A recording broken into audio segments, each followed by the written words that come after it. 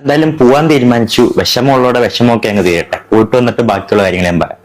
അമ്മേനെ കാണാൻ പറ്റിയില്ല. അമ്മേനെ കാണാൻ ഇപ്പൊ പറ്റില്ല, ആശുപത്രി എന്നുള്ള രീതി പറഞ്ഞു. ആശുപത്രി പോയാലും കാണാൻ പറ്റത്തില്ല എന്ന് പറഞ്ഞു. എന്തായാലും അമ്മയുടെ അസുഖം എന്തായാലും മാറട്ടെ, പ്രാർത്ഥിക്കാം. അതേ എന്നെ കൊണ്ടും പറ്റത്തുള്ളൂ, നിങ്ങളെ കൊണ്ടും പറ്റത്തുള്ളൂ. അത് ഞാൻ ചെയ്യുന്നുണ്ട്. രേണു സുധിയെ കുറിച്ചുള്ള ഒരു കണ്ടന്റ് ഈ അടുത്തൊന്നും ഇനി ചെയ്യരുതെന്ന് വിചാരിച്ചതാണ്. പക്ഷേ രേണുവായിട്ട് തന്നെ ഓരോരോ കാരണങ്ങൾ ഉണ്ടാക്കി തരുമ്പോ പിന്നെ എന്ത് ചെയ്യാനാകും? അറിയാലോ, രേണു ക്യാൻസർ ആയിട്ട് ചികിത്സയിലാണ്. രേണു കാണിച്ചു കൂട്ടിയ പഴയ കാര്യങ്ങളെല്ലാം മറന്ന് ആളുകൾ അവരെ സപ്പോർട്ട് ചെയ്യുന്ന ഒരു സമയമാണ്. പണ്ട് രേണുവിനെ വിമർശിച്ചുകൊണ്ട് വീഡിയോ ചെയ്തിരുന്ന ഞാൻ അടക്കമുള്ള റിയാക്ഷൻ വ്ളോഗേഴ്സ് എല്ലാവരും രേണുവിന്റെ അസുഖത്തെ മാനിച്ചുകൊണ്ട് അവരെ സപ്പോർട്ട് ചെയ്തുകൊണ്ട് വീഡിയോകൾ ചെയ്തു. അങ്ങനെ എല്ലാം കൊണ്ടും പഴയ നെഗറ്റീവ് ഇമേജ് എല്ലാം മാറ്റിയെടുത്ത് സെറ്റായി വരുന്നതിനിടയിലാണ് രേണു തന്നെ ഒരു വെടി പൊട്ടിച്ചത്. സംഭവം എന്താണെന്ന് വെച്ചാണെങ്കിൽ തന്റെ കീമോതെറാപ്പി അനുഭവങ്ങൾ പങ്കുവെച്ചുകൊണ്ട് രേണു ഒരു വീഡിയോ ചെയ്തിട്ടുണ്ടായിരുന്നു. ആ വീഡിയോയിൽ കിച്ചുവിനെ കുറിച്ച് ചില കാര്യങ്ങൾ രേണു പറഞ്ഞു. അതാണ് വിവാദമായി മാറിയത്. കിച്ചുവും രേണുവും തമ്മിലുള്ള പ്രശ്നങ്ങളൊക്കെ എല്ലാവർക്കും അറിയാലോ അല്ലെ. രേണു തന്നെ തിരിഞ്ഞു നോക്കിയിരുന്നില്ല എന്ന കിച്ചുവിന്റെ തുറന്നു പറച്ചിൽ വലിയ വിവാദമായി മാറിയിട്ടുണ്ടായിരുന്നു. ആ തുറന്നു പറച്ചിലിന് ശേഷം കിച്ചുവും രേണുവും തമ്മിൽ അകന്നാണ് കഴിഞ്ഞിരുന്നത്. സോ ഇപ്പൊ രേണുവിന് ക്യാൻസർ പോലുള്ള അസുഖമൊക്കെ വന്ന സ്ഥിതിക്ക് ഇനിയെങ്കിലും കിച്ചു രേണുവിനെ കാണാൻ വരുമോ ഇല്ലയോ എന്നുള്ളത് എല്ലാവരും ഉറ്റുനോക്കിക്കൊണ്ടിരുന്ന ഒരു കാര്യമായിരുന്നു. അതിനിടയിലാണ് ഇങ്ങനെ ഒരു അസുഖമായി കിടന്നിട്ടും കിച്ചു തന്നെ തിരിഞ്ഞു നോക്കുന്നില്ല എന്നും പറഞ്ഞുകൊണ്ട് രേണു വീഡിയോ ചെയ്തത്. ഞാൻ എന്തായാലും ആ വീഡിയോ ഇവിടെ ഒന്ന് പ്ലേ ചെയ്യാം. ഇല്ല, എനിക്ക് ഉറപ്പുണ്ട് ഞാൻ തിരിച്ചു വരുമെന്ന് ഉറപ്പുണ്ട്. പക്ഷെ എനിക്ക് ശാരീരികമായിട്ട് വളരെ ബുദ്ധിമുട്ടാണ്. എന്റെ മൈൻഡ് സെറ്റ് കൊണ്ട് മാത്രമാണ് ഞാൻ ഇങ്ങനെയെങ്കിലും ചാരി ഇരിക്കുന്നത്. എനിക്ക് വയ്യ, ഒട്ടും വയ്യ, തീരെ വയ്യ. നിങ്ങൾ പ്രാർത്ഥിച്ചില്ലേലും എന്നെ ശപിക്കാതിരിക്കുക. എനിക്ക് എന്റെ കുഞ്ഞിനെ ഓർത്തിട്ട് എനിക്കൊരു ഋതപ്പനുണ്ട്. ആ കുഞ്ഞ് ഒരാഴ്ചയായിട്ട് അത് ഒന്ന് ചിരിച്ചു കാണുന്നില്ല അതിന്റെ മുഖം. അതിനെ ഓർത്ത് ഞാൻ ഓരോ നിമിഷവും ദുഃഖിക്കുവാണ്. ഞാൻ നിങ്ങൾക്കറിയാലോ, നിങ്ങളോട് എന്ത് പറഞ്ഞാലാണ് എനിക്കറിയില്ല. ഞാൻ എന്ത് ദ്രോഹം ചെയ്തിട്ടാണെന്ന് അറിയത്തില്ല. ഞാനൊരു 11 വയസ്സ് തൊട്ട് നോക്കിയ ഒരു കുട്ടിയുണ്ട്. അവൻ ഇതുവരെ തിരിഞ്ഞു കയറിയിട്ടില്ല. എൻ്റെ ഈ ചാനലിൽ കൂടെ ഞാനിത് പറഞ്ഞാൽ ഇത് വലിയ വിവാദമാകുമെന്ന് എനിക്കറിയാം. പക്ഷെ വിവാദമാക്കാൻ പറഞ്ഞതല്ല. അവനോട് എനിക്ക് കുഴപ്പമില്ല, ക്ഷമിക്കുക. ആരും അത് വിവാദമാക്കരുത്. അടിപൊളി. വിവാദമാക്കാൻ വേണ്ടി പറഞ്ഞതല്ല, അതുകൊണ്ട് ആരും അത് വിവാദമാക്കരുത് പോലും. വിശ്വസിച്ചു. ആ ചെക്കനെ വെറുതെ സൈബർ ബുള്ളിങ്ങിന് ഇട്ട് കൊടുത്തിട്ട് ഇപ്പം പറയുന്നു ആരും ഇത് വിവാദമാക്കരുതെന്ന്. എന്താണ് രേണു, നിങ്ങളിത് കരുതിക്കൂട്ടി പറഞ്ഞതാണെന്നുള്ളത് കേൾക്കുന്ന ആർക്കും മനസ്സിലാവും. കിച്ചുവിനെ 4 തെറി കേൾക്കാൻ വേണ്ടി തന്നെയാണ് നിങ്ങൾ ഈ കാര്യം പറഞ്ഞതെന്നാണ് എനിക്ക് തോന്നിയത്. അല്ലെങ്കിൽ ഇപ്പൊ ഈ വിഷയം അനാവശ്യമായി ഇവിടെ പറയേണ്ട വലിയ കാര്യമുണ്ടോ? ആദ്യം ഋതുപ്പനൊന്ന് പൊക്കി പറഞ്ഞു. 4 ദിവസമായിട്ട് ആ കുട്ടി ഒന്നും മിണ്ടിയിട്ട് പോലില്ല, ഭയങ്കര വിഷമത്തിലാണ് എന്നൊക്കെ പറഞ്ഞതിന് ശേഷം ഉടനെ തന്നെ കിച്ചുവിനെ തിരിഞ്ഞു നോക്കിയത് പോലും ഇല്ല എന്ന് പറഞ്ഞു. ഇത് കരുതികൂട്ടി പറഞ്ഞതാണെന്ന് മനസ്സിലാക്കാൻ വേറെ തെളിവിന്റെ ആവശ്യമൊന്നുമില്ല. കിച്ചു നിങ്ങളെ കാണാൻ വരണം എന്ന് തന്നെയാണ് എന്റെ ആഗ്രഹം. എന്റെ മാത്രമല്ല, ഒരുവിധം എല്ലാവരും അങ്ങനെ തന്നെയാണ് ആഗ്രഹിച്ചതും പ്രതീക്ഷിച്ചതും. പക്ഷെ വരണമോ വേണ്ടയോ എന്നുള്ളത് അൾട്ടിമേറ്റ്ലി കിച്ചുവിന്റെ മാത്രം തീരുമാനമാണ്. അവന് താല്പര്യം ഉണ്ടെങ്കിൽ വരാം, ഇല്ലെങ്കിൽ വേണ്ട. എന്നാലും ഇങ്ങനെ ഒരു അവസ്ഥയിൽ നിങ്ങളെ വന്ന് കാണുന്നത് തന്നെയാണ് അതിന്റെ മര്യാദ എന്നാണ് എന്റെ അഭിപ്രായം. പക്ഷെ അവൻ വന്നില്ല എന്ന് വെച്ച് ഇങ്ങനെ വീഡിയോയിലൂടെ അത് പറഞ്ഞത് വളരെ മോശമായി പോയിരുന്നു. ഇങ്ങനെ ഒരു അവസ്ഥയ്ക്ക് എടുക്കുമ്പോൾ ഇതിന്റെ ആവശ്യം ഉണ്ടായിരുന്നില്ല. കിച്ചു തിരിഞ്ഞു നോക്കിയില്ല എന്ന് നിങ്ങൾ പറഞ്ഞു കഴിഞ്ഞാൽ ആളുകൾ അവനെ തെറി വിളിക്കുമെന്നുള്ള നല്ല ബോധ്യത്തോടു കൂടി തന്നെയാണ് നിങ്ങൾ അത് പറഞ്ഞത്. വളരെ മോശമായി പോയി. ഈ വീഡിയോയുടെ കമന്റ് ബോക്സിൽ രേണുവിനുള്ള ഒരു കറക്റ്റ് മറുപടി ഞാൻ കണ്ടിരുന്നു. ഞാനൊന്ന് വായിച്ചുതരാം. എന്തിനാണ് കിച്ചുവിനെ കുറ്റം പറയുന്നത്? നിങ്ങൾ ചെയ്തു കൂട്ടിയതൊന്നും എല്ലാവരും മറന്നു എന്ന് കരുതരുത്. ഈ ഒരു അസുഖം ശത്രുവിന് പോലും വരരുത് എന്ന് പ്രാർത്ഥിക്കുന്നവരാണ് എല്ലാവരും. അതുകൊണ്ടാണ് നിങ്ങൾക്ക് ഇത്രയും സപ്പോർട്ട് കിട്ടുന്നത്. വെറുതെ വീണ്ടും പഴയത് തുടങ്ങാൻ നിൽക്കരുത്. ആ മോൻ സന്തോഷമായി എവിടെയെങ്കിലും ജീവിക്കട്ടെ. അതെ, വെറുതെ വീണ്ടും പഴയത് തുടങ്ങാൻ നിൽക്കരുത്. അത് തന്നെയാണ് എനിക്കും പറയാനുള്ളത്. ശത്രുവിന് പോലും ഈ അസുഖം വരരുത് എന്ന് ഈ വീഡിയോയിൽ രേണു പറയുന്നുണ്ട്. അതുപോലെ തന്നെയാണ് എല്ലാവരും ആഗ്രഹിക്കുന്നത്. ശത്രുവിന് പോലും ഈ അസുഖം വരില്ല എന്ന്. അതുകൊണ്ട് തന്നെയാണ് പഴയതെല്ലാം മറന്ന ആളുകൾ രേണുവിനെ സപ്പോർട്ട് ചെയ്യുന്നത്. സോ വീണ്ടും ഇങ്ങനെയുള്ള ചീപ്പ് പരിപാടികൾ കൊണ്ട് ഇറങ്ങുന്നത് എന്തിനാണ്? നിങ്ങൾക്കറിയാം കിച്ചുവിന് നല്ല സൈബർ അറ്റാക്ക് കിട്ടുമെന്ന്. എന്നിട്ടും നിങ്ങൾ അത് പറഞ്ഞു. അവൻ വരാത്തതിൽ വിഷമമുണ്ടെങ്കിൽ നേരിട്ട് പറയാമായിരുന്നില്ല. നിങ്ങൾക്കിടയിലുള്ള പ്രശ്നങ്ങളെല്ലാം അവസാനിപ്പിക്കാൻ പറ്റിയൊരു സമയമായിരുന്നു. പക്ഷെ എന്ത് ചെയ്യാനാണ്? പട്ടിയുടെ വാൽ എത്ര കോയിലിട്ടാലും നേരെ ആവില്ല എന്ന് കേട്ടിട്ടില്ലേ? അതാണ് അവസ്ഥ. എന്തായാലും വാക്കുകൂടെ ഉണ്ടോ? വിവാദമാക്കരുത്. എനിക്ക് എന്റെ ഋതപ്പൻ എന്നെ അന്വേഷിക്കുന്നുണ്ട്. എനിക്ക് ഈ ചാനലിൽ കൂടെ നിങ്ങൾ പറഞ്ഞത് നിങ്ങൾ തെറ്റിദ്ധരിച്ചു. ഒരുപാട് പേര് എന്നോട് ചോദിച്ചു വന്നോ എന്ന് കിച്ചു. ഇല്ല, വന്നിട്ടില്ല. എന്തോ ഫേക്ക് ന്യൂസ് ആയിരുന്നു. എന്തുവാകട്ടെ, കിടക്കുമ്പോഴത്തേനൊന്ന് വന്ന് കാണാൻ ആർക്കാണേലും എത്രയോ പേര് എന്നെ സ്നേഹിക്കുന്നു. എത്രയോ പേര് എവിടെ നിന്നൊക്കെ വന്ന്. പിന്നെ എനിക്ക് ഈ ഇൻഫെക്ഷൻ പറ്റാത്തതുകൊണ്ട് മാസ്ക് ഒക്കെ വെച്ചിട്ടാണ് എൻ്റെ റൂമിൽ വാതുക്കെ നിൽക്കുന്നതൊക്കെ. എനിക്ക് ഒത്തിരി കൈത്താങ്ങൽ, എനിക്ക് ഈ അവസരത്തിൽ ഒത്തിരി കൈത്താങ്ങൽ എൻ്റെ വീട്ടിൽ, എൻ്റെ ചേച്ചി, എൻ്റെ ചേട്ടൻ, എൻ്റെ അമ്മ, എൻ്റെ പപ്പ. ഞാനൊന്ന് കരയുമ്പോൾ ഓടി വരും അവർ. അതുപോലെ എൻ്റെ മാനേജർ കരീഷ്മ, മാനേജർന്ന് ഞാൻ പറയുന്നില്ല. അതുപോലെ എൻ്റെ സഹോദരൻ, ഇപ്പൊ ഈ ക്യാമറ എടുക്കുന്ന എൻ്റെ ഒരു സഹോദരനാണ്. അവനൊരു പ്രതിഫലം പോലും ചോദിക്കാതെ. പക്ഷെ എനിക്ക് ഇവരോടൊക്കെ എങ്ങനെയാണ് നന്ദി പറയേണ്ടതെന്ന് എനിക്ക് പിന്നെ അപ്പുറത്തെ തിരുമേനിയുടെ കൂടെയുള്ള കുട്ടി അതുപോലെ ഒരുപാട് പേരെന്നെ സ്നേഹിക്കുന്നവരുണ്ട്. അതിൻ്റെ ഇടയ്ക്ക് വാശി കയറി അങ്ങോട്ടും ഇങ്ങോട്ടും വിവാദങ്ങൾ ഉണ്ടാക്കുന്നവരുമുണ്ട്. എനിക്കൊന്നും പറയാനില്ല. ആർക്കും ക്യാൻസർ രോഗം വരരുത് എന്ന് മാത്രമേ ഞാൻ പ്രാർത്ഥിക്കുന്നുള്ളൂ. അപ്പം എല്ലാവരും ചാനലൊന്ന് സബ്സ്ക്രൈബ് ചെയ്യുക. ഞാൻ ഇനിയും അടുത്ത കീമോയുടെ വിശേഷമായിട്ട് കാണാം. അപ്പം അതുവരെ ബൈ. Like, share, subscribe.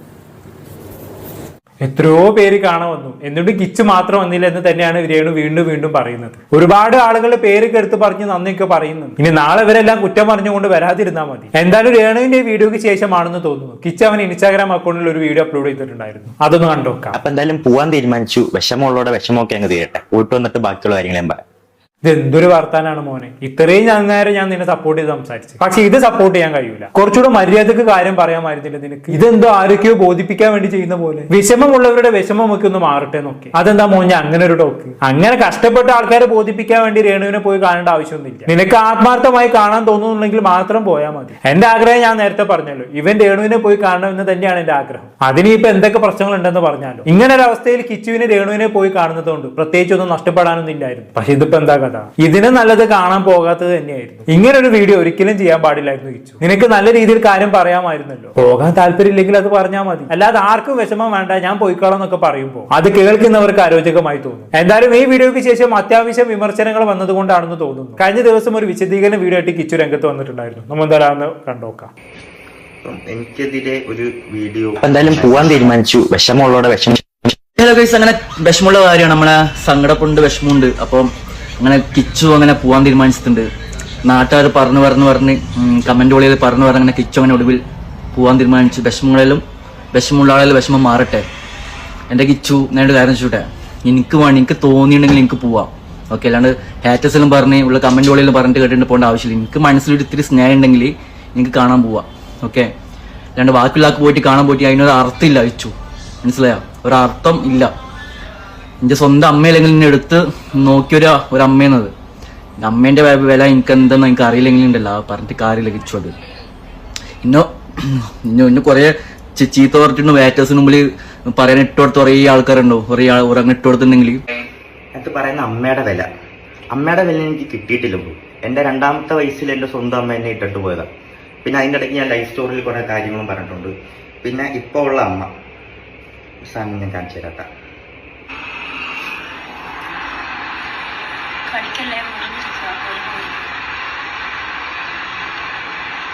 ഇതൊക്കെ നിങ്ങൾ പറയുന്ന എടുത്തു വളർത്തിയ മോൻ കണ്ട സാധനങ്ങളാണിത്.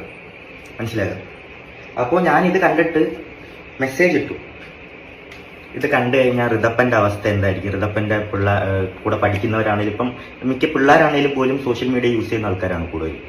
അപ്പം അതുവരെ കാണുന്നതായിരിക്കും. അപ്പം അവനെങ്ങനെ ഫേസ് ചെയ്യും എന്നുള്ള കാര്യം ഞാൻ അമ്മയെടുത്ത് പറഞ്ഞപ്പോൾ അമ്മ എനിക്ക് തന്ന റിപ്ലൈ, ഞാൻ ചെയ്തതിൽ എനിക്ക് മോശമായിട്ടൊന്നും തോന്നുന്നില്ല. എനിക്ക് അതിൽ നിന്ന് 2.5 ലക്ഷം രൂപ 3 ലക്ഷം രൂപ കിട്ടുന്നുണ്ട്.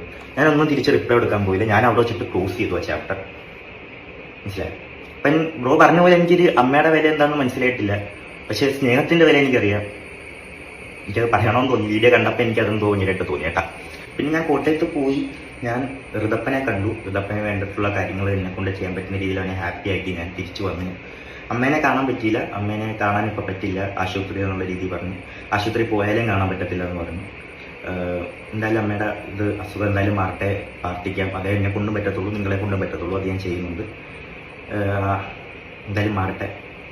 ഓക്കെ, അപ്പൊ അങ്ങനെയൊക്കെയാണ് കാര്യങ്ങൾ. കിച്ചു രേണുവിനെ കാണാൻ പോയി, പക്ഷെ അവർ രേണുവിനെ കാണിച്ചില്ല. ഹോസ്പിറ്റലാണെങ്കിലും വീട്ടിലാണെങ്കിലും കാണിക്കണമെന്നുണ്ടെങ്കിൽ കാണിക്കാമായിരുന്നു. ഒരുപാട് പേര് ഇതിനോടൊക്കെ വന്നു കണ്ടു എന്നൊക്കെ രേണു തന്നെ പറഞ്ഞിട്ടുണ്ടായിരുന്നു. സോ രേണുവിനും രേണുവിന്റെ വീട്ടുകാർക്കും താല്പര്യമില്ലാത്തത് കൊണ്ട് തന്നെ ആയിരിക്കും കിച്ചുവിനെ കാണാൻ സമ്മതിക്കാതിരുന്നത്. സോ ആ ചാപ്റ്റർ അവിടെ തീർന്നു. സോ ഇനിയിപ്പോ കിച്ചു കാണാൻ പോകുന്നതിലും പോവാത്തതിലും ഒന്നും പ്രത്യേകിച്ച് കാര്യമൊന്നുമില്ല. അവരായി അവരുടെ പാടായി. ഞാൻ അതിൽ പ്രത്യേകിച്ചൊന്നും പറയുന്നില്ല. പക്ഷെ കിച്ചുവിന്റെ ഭാഗത്തുനിന്ന് നോക്കുമ്പോൾ കുറെ ശരികളുണ്ട്. കിച്ചു ഇപ്പൊ കാണിച്ച രേണുവിന്റെ ലീക്കായ ഇൻസ്റ്റാഗ്രാം സബ്സ്ക്രിപ്ഷൻ വീഡിയോ ഉണ്ടല്ലോ, വളർത്തുമകൻ എന്ന നിലക്കാണെങ്കിൽ പോലും അതൊന്നും ആർക്കും ആക്സെപ്റ്റ് ചെയ്യാൻ പറ്റുന്നതല്ല. ആ വീഡിയോ കണ്ട ശേഷം താൻ രേണുവിന് മെസ്സേജ് അയച്ചു എന്ന് കിച്ചു പറയുന്നുണ്ട്. അയച്ച മെസ്സേജിനെ സ്ക്രീൻഷോട്ടും അവൻ വീഡിയോയിൽ കാണിക്കുന്നുണ്ട്. എത്ര പേര് അത് വായിച്ചൊന്നും എനിക്കറിയില്ല. വായിച്ചു നോക്കാത്തവരുണ്ടെങ്കിൽ ഞാനൊന്ന് വായിച്ചു തരാം. ഹലോ, ഞാനൊരു കാര്യം പറയാൻ മെസ്സേജ് ഇട്ട് ഞാൻ ഇതുവരെ ഒന്നും പറഞ്ഞിട്ടില്ല. ഇന്നലെ ഒരു വീഡിയോ കണ്ടിട്ട് എനിക്ക് ഉറങ്ങാൻ പോലും പറ്റിയിട്ടില്ല. ബിഗ് ബോസ് പോലുള്ള വലിയ TV ഷോയിൽ ഇറങ്ങിയ ഒരാൾ എങ്ങനെയൊക്കെയാണോ കാണിക്കേണ്ടത് അത്ര ഷോസും പ്രൊമോഷൻസും ഒക്കെ കിട്ടുന്നുണ്ട്. ജീവിക്കാൻ വേണ്ടി അങ്ങനെ ജീവിച്ചൂടെ? ഫെയിമായിട്ട് നിൽക്കുകയല്ലേ? ഇങ്ങനെയൊക്കെ കാണിക്കാതെ അല്ലാതെ ഋതപ്പനെ ഓർത്തെങ്കിലും ഇതൊക്കെ നിർത്തും, അല്ലാതെ എങ്ങനെയൊക്കെ ജീവിക്കാം, ഫെയിം ഉള്ളതല്ലേ, ഇങ്ങനെയൊക്കെ കാണിക്കാതെ ഇരിക്കും, അത്രക്കും വിഷമം വന്നിട്ടാ പറയുന്നത്. ഇതുവരെ ഞാൻ എന്തെങ്കിലും പറഞ്ഞിട്ടുണ്ടോ? പ്ലീസ്. ഋതപ്പന് ഇതൊക്കെ എഫക്ട് ചെയ്തില്ലേ? അവനും ഈ ഫോണൊക്കെ യൂസ് ചെയ്യുന്നതല്ലേ, അവന്റെ ഫ്രണ്ട്സൊക്കെ അങ്ങനെ എടുക്കും, അറിയാലോ, അതൊക്കെ ഒന്ന് മനസ്സിലാക്കുക. അതിന് രേണു കൊടുത്ത മറുപടി എന്താണ്? അതിൽ ഞാൻ ലൈവാണ് പോയത്, എന്റെ ലിപ്പ് പൊട്ടിയിരിക്കുന്ന കാര്യമാണ് സംസാരിച്ചത്, അല്ലാതെ വൃത്തികേടായി ഞാനൊന്നും സംസാരിച്ചിട്ടില്ല.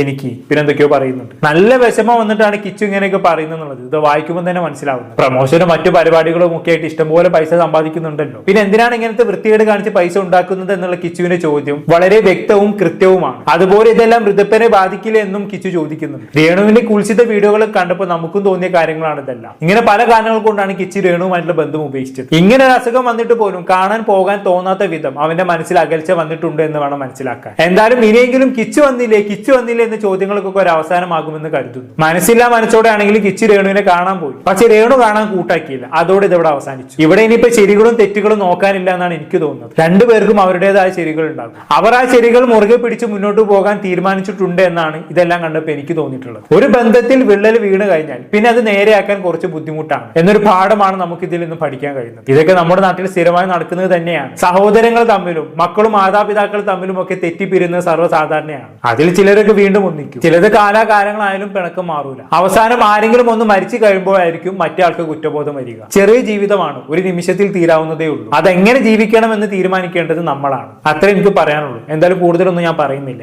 എന്താണെന്ന് നിങ്ങൾക്ക് തോന്നുന്നത് കമന്റ് ബോക്സിൽ രേഖപ്പെടുത്തുമല്ലോ. അടുത്തൊരു ടോപ്പിക്കുമായി വീണ്ടും കാണാം.